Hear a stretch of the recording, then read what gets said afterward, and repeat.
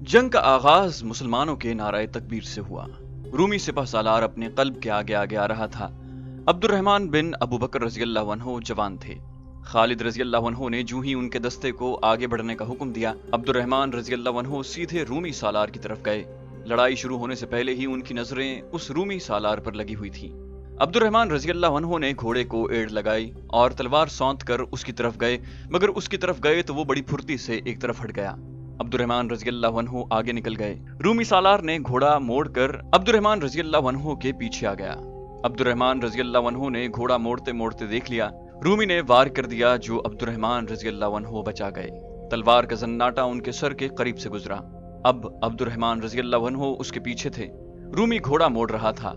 Abdurrahman रज़ियल्लाहु अन्हु ने तलवार का जोरदार वार किया, जिससे रूमी तो बच गया, लेकिन उसके घोड़े की जीन का तंग कट गया और जर्ब घोड़े को भी लगी। घोड़े का खून फूट आया और वो रूमी के काबू से निकलने लगा।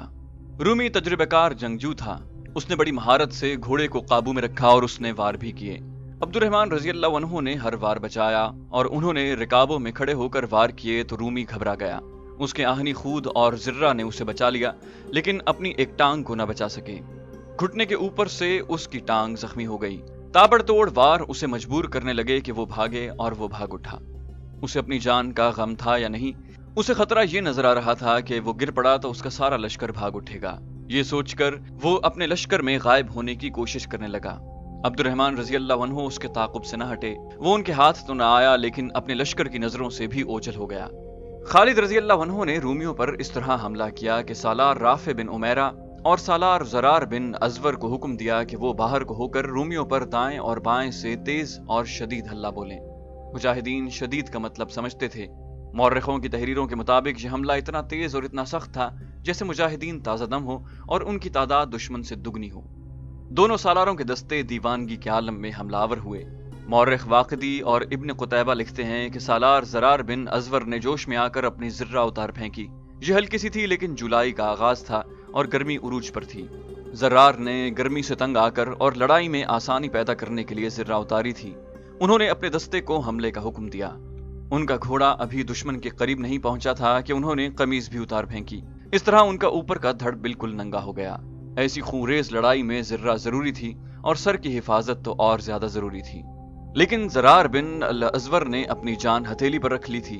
उन्हें इस हालत में देखकर इन दस्तों में कोई और ही जोश पैदा हो गया। ज़रार दुश्मन को ललकारते और टूट पड़ते। उनके सामने जो आया उनकी तलवार से कट गया। वो सालार से सिपाही बन गए थे। राफे बिन उमैरा ने रूमियों के दूसरे पहलू पर हल्ला बोला था। उनका अंदाज ऐसा गजबनाक था कि दुश्मन पर खौफ तारी हो गया। खालिद रज़ियल्लाहु अन्हु ने जब देखा कि ज़रार और राफे ने दोनों पहलुओं से वैसा ही हल्ला बोला है जैसा वो चाहते थे और दुश्मन के पहलू अकब की तरफ सुकड़ रहे हैं, तो खालिद रज़ियल्लाहु अन्हु ने सामने से हल्ला बोल दिया। रूमी पीछे हटने लगे, लेकिन पीछे किले की दीवार थी जो दरअसल शहर की पनाह थी। उनके लिए पीछे हटने की जगह न रही। मुजाहिदीन उन्हें दबाते चले गए। दीवार के ऊपर से कोई चिल्लाया, दरवाजे खोल दो। किले के इस तरफ के दरवाजे खुल गए और रूमी सिपाही किले के अंदर जाने लगे। उन्हें किले में ही पनाह मिल सकती थी। मुसलमानों ने दबाव जारी रखा और रूमी जमकर मुकाबला करते रहे। उनमें से जिसे मौका मिल जाता वो किले के अंदर चला जाता। जो रूमी किले में पनाह लेने को जा रहे थे वो उनकी तमाम नफरी नहीं थी, उनकी आधी नफरी भी नहीं थी। उनकी आधी नफरी खालिद रज़ियल्लाहु अन्हु के दस्तों से नबरदाज़मा थी। खालिद रज़ियल्लाहु अन्हु ने जब देख लिया था कि उनके पहलुओं के सालारों ने वैसा ही हमला किया है जैसा वो चाहते थे, तो उन्होंने दुश्मन के कल्ब पर हमला कर दिया। रूमी बड़े अच्छे सिपाही थे। वो पसपा होने की नहीं सोच रहे थे और खालिद रज़ियल्लाहु अन्हु उन्हें पसपाई के मकाम तक पहुंचाने की सरतोड़ कोशिशें कर रहे थे। खालिद रज़ियल्लाहु अन्हु ने शुजात और बेखौफ क़यादत का ये मुजाहिरा किया कि घोड़े से उतर आए और सिपाहियों की तरह पापियादा लड़ने लगे। इसका असर मुजाहिदीन पर ऐसा हुआ कि वो बिजलियों की मानिंद कौंधने लगे। ये उनका ईमान का और इश्क़ रसूल सल्लल्लाहु अलैहि वसल्लम का करिश्मा था कि मुसलसल कूच और मार्कों के थके हुए जिस्मों में जान और ताजगी पैदा हो गई थी। ये मुबालगा नहीं कि वो रूहानी कुव्वत से लड़ रहे थे। खालिद रज़ियल्लाहु अन्हु इस कोशिश में थे कि रूमियों को घेरे में ले लें, लेकिन रूमी जिंदगी और मौत का मार्का लड़ रहे थे। वो अब वार और हल्ले रोकते और पीछे या दाएं बाएं हटते जाते थे। वो महासर से बचने के लिए फैलते भी जा रहे थे। आखिर वो भी भाग भाग कर किले के एक और खुले दरवाजे में गायब होने लगे। खालिद रज़ियल्लाहु अन्हु ने बुलंद आवाज से कहा, इनके पीछे किले में दाखिल हो जाओ। लेकिन दीवार के ऊपर से तीरों की बौछारें आने लगी। बर्छियां भी आईं। मुजाहिदीन को मजबूरन पीछे हटना पड़ा اور رومی جو بچ گئے تھے وہ قلعے میں چلے گئے اور قلعے کا دروازہ بند ہو گیا۔ باہر رومیوں اور ان کے اتحادی عیسائیوں کی لاشیں بکھری ہوئی تھیں، زخمی تڑپ رہے تھے۔ زخمی گھوڑے بدکے اور ڈرے ہوئے بے لگام اور منہ زور ہو کر دوڑتے پھر رہے تھے۔ چند ایک گھڑ سواروں کے پاؤں رکابوں میں پھنسے ہوئے تھے اور وہ گھوڑے انہیں گھسیٹتے پھر رہے تھے۔ سوار خون میں نہائی لاشیں بن چکے تھے۔ لڑائی ختم ہو چکی تھی۔ مجاہدین کے فاتحانہ نعرے گرج رہے تھے۔ فتح ابھی مکمل نہیں ہوئی تھی۔ دشمن کا نقصان تو بہت ہوا تھا لیکن وہ قلعہ بند ہو گیا تھا۔ فتح مکمل کرنے کے لیے قلعہ سر کرنا ضروری تھا۔ خالد رضی اللہ عنہ نے اپنے زخمیوں کو اٹھانے کا حکم دیا اور قاصد سے کہا کہ تمام سالاروں کو بلا لائے۔ خالد رضی اللہ عنہ نے ایک سوار کو دیکھا جو ان کی طرف آ رہا تھا۔ وہ دوسروں سے کچھ الگ تھلگ لگتا تھا، ایک اس لیے کہ اس کا قد لمبا تھا اور جسم دبلا پتلا تھا۔ عرب ایسے دبلے پتلے نہیں ہوتے تھے۔ یہ سوار کچھ آگے کو جھکا ہوا تھا۔ اس کی داڑھی گھنی نہیں تھی اور لمبی بھی نہیں تھی۔ اس داڑھی کو اس شخص نے مصنوعی طریقے سے کالا کر رکھا تھا۔ وہ اس لیے بھی الگ تھلگ تھا کہ خالد رضی اللہ عنہ نے اسے لڑتے دیکھا تھا اور اس کا انداز کچھ مختلف سا تھا۔ سب کی توجہ اس شخص کی طرف اس وجہ سے بھی ہوئی تھی کہ اس کے ہاتھ میں پیلے رنگ کا پرچم تھا۔ یہ وہ پرچم تھا جو خیبر کی لڑائی میں رسول اکرم صلی اللہ علیہ وآلہ وسلم نے اپنے ساتھ رکھا تھا۔ خالد رضی اللہ عنہ اسے پہچان نہ سکے۔ دھوپ بہت تیز تھی۔ اس نے سر پر کپڑا ڈال رکھا تھا جس سے اس کا آدھا سر ڈھکا ہوا تھا۔ خالد رضی اللہ عنہ کے قریب آ کر وہ شخص مسکرایا تو خالد رضی اللہ عنہ نے دیکھا کہ اس آدمی کے سامنے کے 2-3 دانت ٹوٹے ہوئے ہیں۔ خالد رضی اللہ عنہ نے مسرت سے کہا ابو عبیدہ، اور اس کی طرف دوڑے۔ وہ ابو عبیدہ رضی اللہ عنہ تھے۔ مرج راحت سے خالد رضی اللہ عنہ نے انہیں پیغام بھیجا تھا کہ وہ انہیں بصرہ کے باہر ملیں۔ ابو عبیدہ رضی اللہ عنہ حواری کے مقام پر پڑاؤ ڈالے ہوئے تھے، جہاں سے انہوں نے شرجیل بن حسنہ رضی اللہ عنہ کو 4000 مجاہدین دے کر بصرہ پر حملہ کرایا تھا۔ ان کے پاس خالد رضی اللہ عنہ کا قاصد بعد میں پہنچا تھا۔ ابو عبیدہ رضی اللہ عنہ پیغام پر اس وقت بصرہ پہنچے جب خالد رضی اللہ عنہ رومیوں کے ساتھ بڑے سخت مارکے میں الجھے ہوئے تھے۔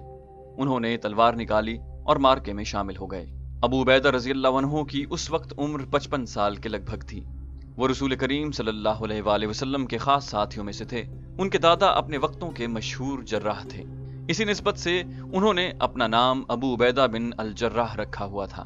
ان کا نام عامر بن عبداللہ بن الجراح تھا، لیکن انہوں نے ابو عبیدہ کے نام سے شہرت حاصل کی۔ دبلا پتلا اور کچھ جھکا ہونے کے باوجود ان کے چہرے پر جلال جیسی رونق رہتی تھی۔ وہ دانش مند تھے۔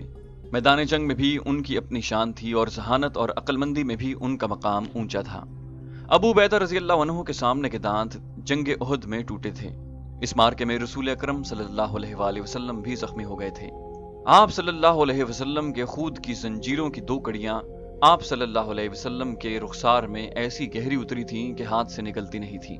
ابو عبیدہ رضی اللہ عنہ نے یہ دونوں اپنے دانتوں سے نکالی تھی اور اس کامیاب کوشش میں ان کے سامنے کے 2 یا 3 دانت ٹوٹ گئے تھے۔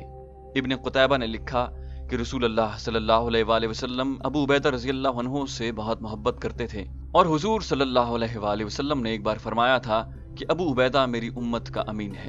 اس حوالے سے ابو عبیدہ رضی اللہ عنہ کو لوگ امین الامت کہنے لگے۔ اس دور کی تحریروں سے پتہ چلتا ہے کہ خالد رضی اللہ عنہ نے جب ابو عبیدہ رضی اللہ عنہ کو بصرہ کے میدان میں دیکھا تو انہیں خدشہ محسوس ہوا کہ ابو عبیدہ رضی اللہ عنہ ان کی سپہ سالاری کو قبول نہیں کریں گے۔ گو خلیفۃ المسلمین نے ابو عبیدہ رضی اللہ عنہ کو تحریری حکم بھیجا تھا کہ جب خالد رضی اللہ عنہ شام کے محاذ پر پہنچ جائیں تو تمام لشکر کے سالار اعلیٰ خالد رضی اللہ عنہ ہی ہوں گے۔ لیکن خالد رضی اللہ عنہ کو احساس تھا کہ معاشرے میں جو مقام اور رتبہ ابو عبیدہ رضی اللہ عنہ کو حاصل تھا وہ انہیں حاصل نہیں تھا۔ خالد رضی اللہ عنہ خود بھی ابو عبیدہ رضی اللہ عنہ کا بہت احترام کرتے تھے۔ یہ احترام ہی تھا کہ بصرہ کے میدان جنگ میں خالد رضی اللہ عنہ نے انہیں اپنی طرف آتے دیکھا تو خالد رضی اللہ عنہ دوڑ کر ان تک پہنچے۔ ابو عبیدہ رضی اللہ عنہ گھوڑے سے اترنے لگے۔ خالد رضی اللہ عنہ نے کہا نہیں ابن عبداللہ، گھوڑے سے مت اتر، میں اس قابل نہیں ہوں کہ امین الامت میرے لیے گھوڑے سے اترے۔ ابو عبیدہ رضی اللہ عنہ گھوڑے پر سوار رہے اور جھک کر دونوں ہاتھ خالد رضی اللہ عنہ کی طرف بڑھائے۔ خالد رضی اللہ عنہ نے احترام سے مصافحہ کیا۔ ابو سلیمان ابو عبیدہ رضی اللہ عنہ نے خالد رضی اللہ عنہ سے کہا امیر المومنین کا پیغام مجھے مل گیا تھا جس میں انہوں نے تمہیں ہم سب کا سالار اعلیٰ مقرر کیا ہے، میں اس پر بہت خوش ہوں۔ کوئی شک نہیں کہ جنگ کے معاملات میں جتنی عقل تجھ میں ہے وہ مجھ میں نہیں۔ خالد رضی اللہ عنہ نے کہا خدا کی قسم ابن عبداللہ، امیر المومنین کے حکم کی تعمیل مجھ پر فرض ہے، ورنہ میں تم پر سپہ سالار کبھی نہ بنتا۔ رتبہ جو تمہیں حاصل ہے وہ مجھے نہیں۔ ابو عبیدہ رضی اللہ عنہ نے کہا ایسی بات نہ کر ابو سلیمان، ابو بکر رضی اللہ عنہ نے بالکل صحیح فیصلہ کیا ہے، میں تیرے ماتحت ہوں، تیرے حکم پر آیا ہوں، اللہ تجھے غسانیوں اور رومیوں پر فتح عطا فرمائے۔ خالد رضی اللہ عنہ نے بصرہ کو محاصرے میں لینے کا حکم دیا، رومیوں اور عیسائیوں کی لاشیں جہاں پڑی تھیں وہیں پڑی رہنے دیں، اوپر گدھوں کے غول اڑ رہے تھے اور درختوں پر اتر رہے تھے، مجاہدین اپنے شہیدوں کی لاشیں اٹھا رہے تھے، ان کی تعداد 130 تھی۔ خالد رضی اللہ عنہ نے شہر پناہ کے ارد گرد گھوڑا دوڑا کر جائزہ لیا کہ دیوار کہیں سے توڑی جا سکتی ہے یا نہیں۔ دیوار کے اوپر سے تیر آ رہے تھے لیکن مسلمان ان کی زد سے دور تھے۔ قلعے کے اندر مایوسی چھائی ہوئی تھی۔ جبلہ بن الاحم اور رومی سپہ سالار خاموشی سے ایک دوسرے کا منہ دیکھ رہے تھے۔ کیا تم بالکل ہمت ہار بیٹھے ہو؟ جبلہ بن الاحم نے رومی سالار سے پوچھا۔ تم نے کہاں کہاں ہمت نہیں ہاری؟ رومی سالار نے شکست کا غصہ جبلہ پر نکالا اور کہا، مسلمانوں کے راستے میں سب سے پہلے تم اور عیسائی آئے تھے اور مسلمانوں کو نہ روک سکے۔ مرج راحت میں بھی تمہاری فوج ناکام رہی۔ کیا تم مجھے اور میری فوج کو مروانا چاہتا ہے؟ باہر نکل کے دیکھ، فوج کی نفری کتنی رہ گئی ہے۔ کچھ نفری میدان جنگ میں ماری گئی ہے اور مجھے بتایا گیا ہے کہ ہمارے بہت سے سپاہی اور کماندار اجنادین کی طرف بھاگ گئے ہیں۔ قلعے میں تھوڑی سی نفری آئی ہے۔ دیوار پر جا کر باہر دیکھ اور لاشوں سے حساب کر کہ ہمارے پاس کیا رہ گیا ہے۔ باہر سے مسلمانوں کی للکار سنائی دے رہی تھی۔ رومی سالار باہر آ کر صلح کی بات کرے۔ رومیوں، قلعہ ہمارے حوالے کر دو، ہم نے خود قلعہ سر کیا تو ہم سے رحم کی امید نہ کرنا۔ اس کے ساتھ ہی خالد رضی اللہ عنہ کے حکم سے مجاہدین دروازے توڑنے کے لیے آگے جاتے رہے، مگر اوپر کے تیروں نے انہیں کامیاب نہ ہونے دیا۔ انہوں نے ایک جگہ سے دیوار توڑنے کی کوشش بھی کی لیکن کامیابی نہ ہوئی۔ شہر کے لوگوں پر خوف طاری تھا، وہ مسلمانوں کی للکار سن رہے تھے۔ وہ جانتے تھے کہ فاتح فوجیں شہر کے لوگوں کو کس طرح تباہ کیا کرتی ہیں۔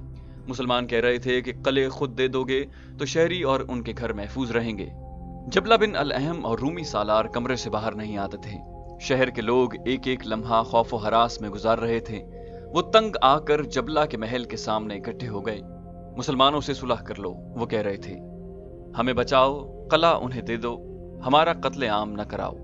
جبلہ اور رومی سالار نے 3-4 دنوں تک کوئی فیصلہ نہ کیا۔ خالد رضی اللہ عنہ نے محاصرے کے بہانے اپنے لشکر کو آرام کی مہلت دے دی۔ انہوں نے شہیدوں کا جنازہ پڑھ کر اسے دفن کر دیا۔ آخر ایک روز قلعے پر سفید جھنڈا نظر آیا۔ قلعے کا دروازہ کھلا اور رومی سالار باہر آیا۔ اس نے صلح کی بھیک مانگی۔ خالد رضی اللہ عنہ نے ان پر یہ شرط عائد کی کہ وہ جزیہ ادا کریں۔ رومی سالار نے قلعہ خالد رضی اللہ عنہ کے حوالے کر دیا۔ یہ جولائی 634 عیسوی جمادی الاول کا وسط تھا۔ رومی اور غسانی قلعے سے نکلے۔ شرجیل بن حسنہ رضی اللہ عنہ نے دیکھا تھا کہ رومی سپاہی اجنادین کی طرف بھاگ رہے ہیں۔ شرجیل رضی اللہ عنہ نے اپنا ایک جاسوس اجنادین بھیج دیا۔ اس جاسوس نے آ کر اطلاع دی کہ رومی فوج اجنادین میں جمع ہو رہی ہے اور توقع ہے کہ وہاں 90,000 فوج تیار ہو جائے گی۔ خالد رضی اللہ عنہ نے کہا، ہماری اگلی منزل اجنادین ہوگی۔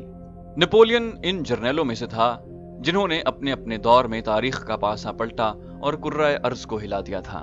فرانس کے تاریخ ساز جرنیل نپولین نے خالد بن ولید رضی اللہ عنہ کے متعلق کہا تھا، اگر مسلمانوں کی فوج کا سپہ سالار کوئی اور ہوتا تو یہ فوج اجنادین کی طرف پیش قدمی نہ کرتی۔ نپولین کا دور خالد رضی اللہ عنہ کے دور کے تقریباً 1200 سال بعد کا تھا۔ تاریخ کے اس نامور جرنیل نے ان کی کامیابیوں اور ناکامیوں کا اور ان کی فوجوں کی کیفیت اور کارکردگی کا گہرا مطالعہ کیا تھا۔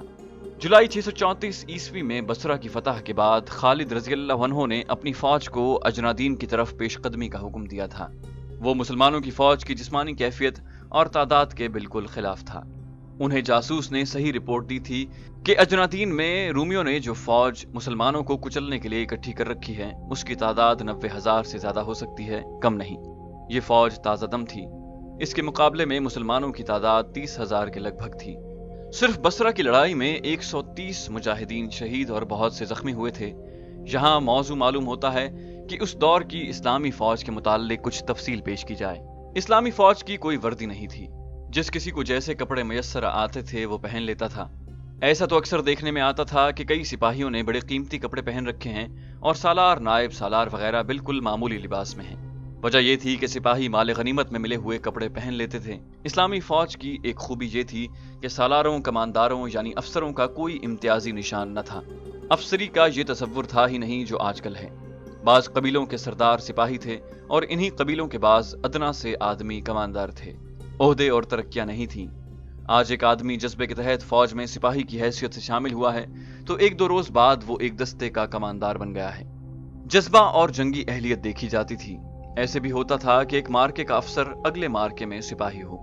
اسلام کی تعلیمات کے مطابق افسری اور ماتحتی کا تصور کچھ اور تھا۔ جس کسی کو افسر بنایا جاتا تھا وہ فرائض کی حد تک افسر ہوتا تھا، اس کا کوئی حکم ذاتی نوعیت کا نہیں ہوتا تھا۔ چونکہ افسر کے انتخاب کا معیار کچھ اور تھا، اس لیے اس وقت کا معاشرہ خوشامد اور سفارش سے آشنا ہی نہیں ہوا تھا۔ اتنی وسیع اسلامی سلطنت کا زوال اس وقت شروع ہوا تھا جب مسلمان افسر اور ماتحت میں تقسیم ہو گئے تھے اور حاکموں نے ماتحتوں کو محکوم سمجھنا شروع کر دیا تھا اور وہ خوشامد پسند ہو گئے تھے۔ ہتھیاروں کا بھی کوئی معیار نہ تھا۔ فوج میں شامل ہونے والے اپنے ہتھیار خود لاتے تھے۔ زرہ اور خود ہر کسی کے پاس نہیں ہوتی تھی۔ مسلمان سپاہی جو زرہ اور خود پہنتے تھے وہ دشمن سے چھینی ہوئی ہوتی تھی۔ ان میں اس قسم کی یکسانیت نہیں ہوتی تھی جیسی فوجوں میں ہوا کرتی تھی۔ اسلامی فوج کا کوچ منظم فوج جیسا نہیں ہوتا تھا۔ یہ فوج غیر منظم قافلے کی مانند چلتی تھی۔ ان کی خوراک اور رسد ان کے ساتھ ہوتی تھی۔ بیل، گائیں، دمبے اور بھیڑ بکریاں جو فوج کی خوراک بنتی تھیں، فوج کے ساتھ ہوا کرتی تھیں۔ رسد کا باقاعدہ انتظام بہت بعد میں کیا گیا تھا۔ گھڑ سوار کوچ کے وقت پیدل چلا کرتے تھے تاکہ گھوڑے سواروں کے وزن سے تھک نہ جائیں۔ سامان اونٹوں پر لدا ہوتا تھا۔ عورتیں اور بچے ساتھ ہوتے تھے، انہیں اونٹوں پر سوار کرایا جاتا تھا۔ اس وقت کی اسلامی فوج کو دیکھ کر کوئی نہیں کہہ سکتا تھا کہ یہ فوج ہے، اس کو قافلہ سمجھا جاتا تھا، لیکن اس فوج کی ایک تنظیم تھی۔ آگے ہراول دستہ ہوتا تھا جسے اپنے فرائض اور ذمہ داریوں کا پورا احساس ہوتا تھا۔ اس کے پیچھے فوج کا ایک بڑا حصہ، اس کے پیچھے عورتیں اور بچے، اور اس کے پیچھے عقب کی حفاظت کے لیے ایک دستہ۔ اسی طرح پہلوؤں کی حفاظت کا بھی انتظام ہوتا تھا۔ یہ فوج عموماً دشوار راستہ اختیار کرتی تھی۔ اس سے ایک فائدہ یہ ہوتا تھا کہ منزل تک کا راستہ چھوٹا ہو جاتا تھا۔ دوسرا فائدہ یہ کہ راستے میں دشمن کے حملے کا خطرہ نہیں رہتا تھا۔ اگر دشمن حملہ کر بھی دیتا تو اسلامی فوج فوراً علاقے کی دشواریوں یعنی نشیب اور فراز وغیرہ میں روپوش ہو جاتی۔ دشمن ایسے علاقے میں لڑنے کی جرت نہیں کرتا تھا۔ جولائی 634 عیسوی کے آخری ہفتے میں خالد رضی اللہ عنہ کی فوج اسی طرح اجنادین کی طرف پیش قدمی کر رہی تھی۔ مدینہ کی فوج کے 4 حصے مختلف مقامات پر تھے۔ خالد رضی اللہ عنہ نے ان کے سالاروں کو پیغام دیے تھے کہ سب اجنادین پہنچ جائیں۔ خالد رضی اللہ عنہ نے بصرہ پر قبضہ کر لیا تھا۔ رومیوں اور غسانیوں کے لیے یہ چوٹ معمولی نہ تھی۔ بصرہ شام کا بڑا اہم شہر تھا۔ یہ مسلمانوں کا اڈا بن گیا تھا۔ سب سے بڑا نقصان رومیوں کو یہ ہوا تھا کہ لوگوں پر اور ان کی فوج پر مسلمانوں کی دھاک بیٹھ گئی تھی۔ مسلمانوں نے بصرہ تک شکستیں دی تھی، کہیں بھی شکست کھائی نہیں تھی۔ کہیں ایک سالار کو پسپا ہونا پڑتا تو فوراً دوسرے سالار نے شکست کو فتح میں بدل دیا۔ قیصر روم کی تو نیندیں حرام ہو گئی تھی۔ خالد رضی اللہ عنہ نے جب بصرہ کو محاصرے میں لے رکھا تھا اور صورتحال بتا رہی تھی کہ بصرہ رومیوں کے ہاتھ سے جا رہا ہے، تو شہنشاہ ہرقل رومی نے حمص کے حاکم وردان کو ایک پیغام بھیجا تھا، کیا تم شراب میں ڈوب گئے ہو یا تم ان عورتوں جیسی عورت بن گئے ہو جن کے ساتھ تمہاری راتیں گزرتی ہیں؟ ہرقل نے لکھا تھا، اور اس میں کوئی شک نہیں کہ تمہارا دن اونگتے گزرتا ہے۔ کیا ہے ان مسلمانوں کے پاس جو تمہارے پاس نہیں؟ اگر میں کہوں کہ قیصر روم کی ذلت کے ذمہ دار تم جیسے حاکم ہیں تو کیا جواب دو گے؟ تم شاید یہ بھی نہیں سوچ رہے کہ مسلمانوں کی اتنی تیز پیش قدمی اور فتح پر فتح حاصل کرتے چلے آنے کو کس طرح روکا جا سکتا ہے۔ کیا تمہاری تلوار کو زنگ نے کھا لیا ہے؟ کیا تمہارے گھوڑے مر گئے ہیں؟ لوگوں کو تم بتاتے کیوں نہیں کہ مسلمان تمہارے مال و اموال لوٹ لیں گے، تمہاری بیٹیوں کو، تمہاری بیویوں اور تمہاری بہنوں کو اپنے قبضے میں لے لیں گے؟ مجھے بتایا گیا ہے کہ مسلمانوں کی تعداد 30,000 سے ذرا کم یا زیادہ نہیں۔ تم زیادہ سے زیادہ فوج اکٹھی کرو اور اجنادین کے علاقے میں پہنچ جاؤ۔ محاذ کو اتنا پھیلا دو کہ مسلمان اس کے مطابق پھیلیں تو ان کی حالت کچے دھاگے کی سی ہو جائے۔ انہیں اپنی تعداد میں گم کر دو۔ رومیوں کی بادشاہی میں ہنگامہ بپا ہو گیا تھا۔ رومی اور عیسائیوں کی عبادت گاہوں میں پادریوں اور پروہتوں نے مسلمانوں کے خلاف اشتعال انگیز واز شروع کر دیے تھے۔ وہ کہتے تھے کہ اسلام ان کے مذہبوں کو ہمیشہ کے لیے ختم کر دے گا اور انہیں مجبوراً اسلام قبول کرنا پڑے گا، اور یہ ایسا گناہ ہوگا جس کی سزا بڑی بھیانک ہوگی۔ رومیوں کی فوج ایک منظم لشکر تھا۔ ان کے پاس گھوڑوں کی تعداد زیادہ تھی اور ان کے پاس گاڑیاں بھی تھیں جو گھوڑے اور بیل کھینچتے تھے۔ رسد کا انتظام بہت اچھا تھا۔ عبادت گاہوں میں لوگوں نے واز سنے تو وہ فوج میں شامل ہونے لگے۔ اس طرح ان کی فوج کی تعداد بڑھ گئی۔ حمص کا حاکم وردان جب فوج کے ساتھ اجنادین کو روانہ ہوا، اس وقت فوج کی تعداد 90,000 تھی۔ مسلمانوں کے جاسوسوں نے اس لشکر کو اجنادین کے علاقے میں خیمہ زن ہوتے دیکھا تھا۔ اتنے بڑے اور ایسے منظم لشکر کے مقابلے کے لیے جانا ہی بہت بڑی جرت تھی۔